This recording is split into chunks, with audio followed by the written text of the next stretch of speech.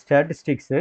இதில் மெயினாக நம்ம இந்த நேம் காமனாக சொன்னோன்னா தியரிட்டிக்கல் டிஸ்ட்ரிபியூஷன் அப்படின்னு சொல்லலாம், அல்லது நேம்டு டிஸ்ட்ரிபியூஷன் அப்படின்னு சொல்லலாம். பைனாமியல், பாய்சான், நார்மல் டிஸ்ட்ரிபியூஷன், அந்த மாதிரி.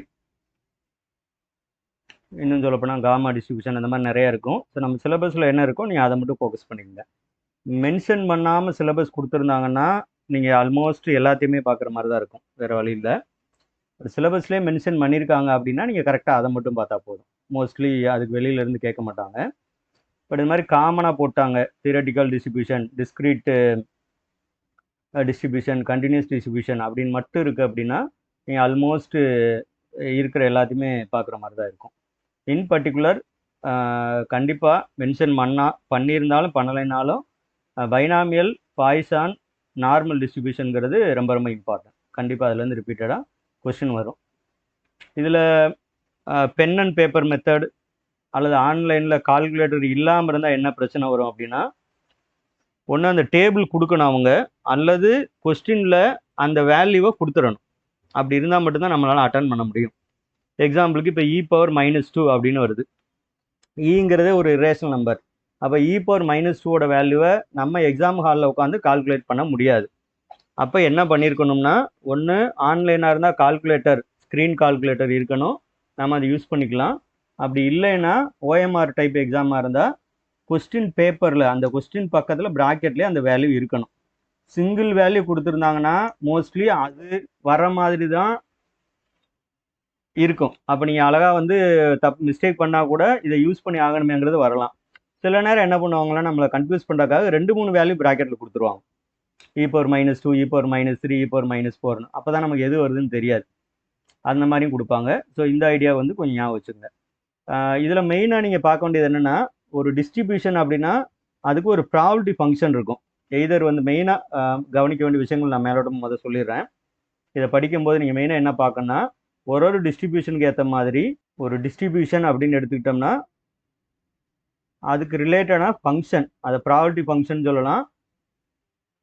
டிஸ்ட்ரிபியூஷன் நான் எழுதியிருக்கிறது டிஸ்ட்ரிபியூஷன், ப்ராபபிலிட்டி டிஸ்ட்ரிபியூஷன். டிஸ்க்ரீட் டைப்பாக இருந்தால் அதுக்கு பேர் பிஎம்எஃப் அப்படின்னு சொல்லுவோம், ப்ராபபிலிட்டி மாஸ் ஃபங்க்ஷன். அதே இது கண்டினியூஸ் டைப்பாக இருந்தால் பிடிஎஃப்னு சொல்லுவோம்.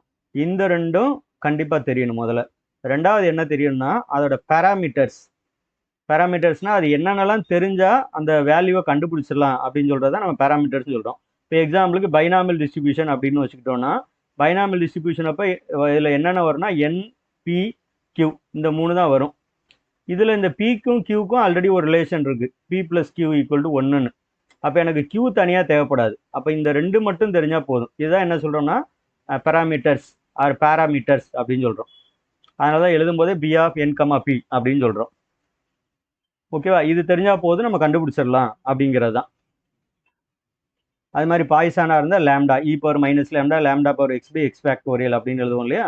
அப்போ அதில் வந்து பேராமீட்டர் வந்து என்னன்னு பார்த்தீங்கன்னா ஒரே ஒரு பேராமீட்டர் லேம்டா மட்டும் இருக்கும். அப்போ வந்து பேராமீட்டர்ஸ் என்ன அப்படிங்கிறது தெரியணும். இதே நார்மல் டிஸ்ட்ரிபியூஷனாக இருந்ததுன்னா மியூவும் சிக்மா அல்லது σ² ரெண்டில் ஏதாவது ஒன்று. இந்த விஷயம் வந்து மெயினாக தெரியணும். இதுக்கப்புறம் இது ரொம்ப பேசிக் ஆக்சுவலாக. இதுக்கப்புறம் ரொம்ப முக்கியமாக தெரிய வேண்டியது காம்படிட்டிவ் எக்ஸாமில் என்ன அப்படின்னு பார்த்தீங்கன்னா, தேர்ட் ஒன் இதான் இம்பார்ட்டன்ட். ஒரு ஃபங்க்ஷனுக்குரிய எம்ஜிஎஃப் தெரியணும். எம்ஜிஆர் எல்லாத்துக்கும் தெரியும்னு நினைக்கிறேன் இல்லையா? அது மாதிரி எம்ஜிஎஃப் நீ தெரியணும், மொமெண்ட் ஜென்ரேட்டிங் ஃபங்க்ஷன். ஏன்னா இதை வச்சு நம்ம நிறைய ப்ராப்பர்ட்டிஸை வந்து நம்ம தெரியாட்டியும் எக்ஸாம் எல்லாம் அட்டன் பண்ணிடலாம், கொஸ்டின் டிஃபிகல்ட்டாக இருந்தால் கூட. அது மாதிரி எம்ஜிஎஃப் வந்து டைரெக்டாகவே நிறைய தடவை கேட்குறாங்க. நார்மல் டிஸ்ட்ரிபியூஷனுக்குரிய எம்ஜிஎஃப் என்ன அப்படிங்கிற மாதிரிலாம் ரிப்பீட்டடாக கொஸ்டின் வந்திருக்கு. இந்த 3 விஷயம் கம்பல்சரியாக தெரிஞ்சுக்குங்க. அதுக்கப்புறம் அதுக்கு ரிலேஷன் ஃபார்முலா அதெல்லாம் எடுத்து பார்க்கலாம். ஸோ இந்த 3 வந்து ரொம்ப பேசிக்காக முக்கியமாக தெரியக்கூடிய கான்செப்ட்ஸ். சரி, இப்போ இங்கே வருவோம் பைனாமியல் டிஸ்ட்ரிபியூஷன். அப்போ இந்த பைனாமியல் டிஸ்ட்ரிபியூஷன் உடனே நமக்கு டக்குன்னு அது என்னென்ன பேராமீட்டர்ஸ் ஞாபகம் வரணும், அதுக்கப்புறம் அவங்க கொடுத்துருக்கிற டேட்டாவுக்கு இந்த பைனாமியல் டிஸ்ட்ரிபியூஷனில் என்ன நோட்டேஷன் அப்படின்னு ஞாபகத்துக்கு வரணும். Mean 6, variance 4, the number of trials n தான் இங்கே கேட்குறாங்க. நான் ஆல்ரெடி சொன்ன மாதிரி NPQ இந்த 3 லெட்டர் தான் வரும். அப்போ இமீடியட்டாக என்னென்னா மீன்னா என்ன, வேரியன்ஸ்னா என்ன. வேரியன்ஸுக்கு ஃபார்முலா வந்து NPQ. மீனுக்கு ஃபார்முலா வந்து என்பி. அப்போ இந்த ரெண்டையும் கேன்சல் பண்ணோம்னா நமக்கு என்ன கிடைச்சிரும்னா Q கிடைச்சிரும். நல்லா ஞாபகம் வச்சுங்க, N டைரெக்டாக கண்டுபிடிக்க முடியாது. சரியா? நான் கொஸ்டினே வந்து கொஞ்சம் ட்விஸ்ட் பண்ணி தான் கேட்டிருக்கேன். இல்லைன்னா என்ன பண்ணுவாங்கன்னா இந்த டைரெக்டாக P அல்லது Q தான் மோஸ்ட்லி கேட்பாங்க. நான் வந்து N தான் கேட்டிருக்கேன். அப்போ N வந்து டைரெக்டாக கண்டுபிடிக்க முடியாது. அப்போ நம்ம என்ன பண்ணுறோம் அப்படின்னா வந்து வேரியன்ஸ் டிவைடட் பை மீன் கண்டுபிடிக்கிறோம். அதாவது Q 2/3 வருமா? ஸோ Qவோட வேல்யூ 2/3. இந்த Qல இருந்து என்ன பண்ணிடலாம்னா P கண்டுபிடிச்சிடலாம். இங்கே எழுதுறேன். Q equal to 2/3.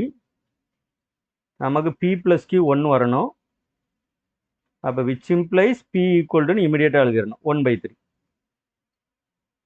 ஓகேவா? இந்த மாடலில் எழுதணும். அதுக்கப்புறம் என்ன பண்ணலாம் அப்படின்னா என்பிங்கிறது 6. ஒன்று இதை யூஸ் பண்ணலாம், இல்லை இதை யூஸ் பண்ணலாம். இதுவே ஈஸியாக தான் இருக்கும். இதை திரும்ப நான் யூஸ் பண்ணிக்கிறேன். NP equal to 6. நமக்கு தேவை n தான் வேணும். அப்போ என்பி ஈக்குவல் டு 6. இங்கே n வந்து 1/3 இஸ் ஈக்குவல் டு 6. அப்போ n ஈக்குவல் டு 6 × 3 18. ஒரு வேளை வேணும்னே ஆப்ஷனில் நெகட்டிவ் அந்த மாதிரி இருந்தால் நீங்கள் எலிமினேட் பண்ணிடலாம். ஏன்னா நம்பர் ஆஃப் ட்ரையல்ஸ் அது நெகட்டிவாக இருக்காது. பட் ஆப்ஷன் எல்லாமே 9, 12, 18, 24 கரெக்டாக தான் இருக்குது. நெகட்டிவாக எதுவும் இல்லை. ஸோ ஆப்ஷன் சி தான் கரெக்ட்.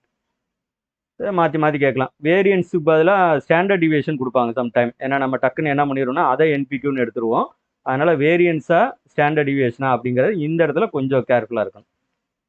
வேரியன்ஸ் கொடுத்துருக்காங்களா ஆர் ஸ்டாண்டர்ட் டிவியேஷனா அப்படிங்கிறதுல கொஞ்சம் காஷனாக இருங்க. ஏன்னா இதை மாற்றி எடுத்துட்டோம்னா ஆன்சர் வராது. Admissions open now. UG TRB and PG TRB Mathematics Coaching. New batch starting soon. Learn smart. Practice more. Achieve success. Join Professor Suresh Maths classes. 11K plus YouTube subscribers. Turn your TRB dream into reality. Enroll today and begin your success journey. Enroll today and begin your success journey. Call or WhatsApp 8838037215.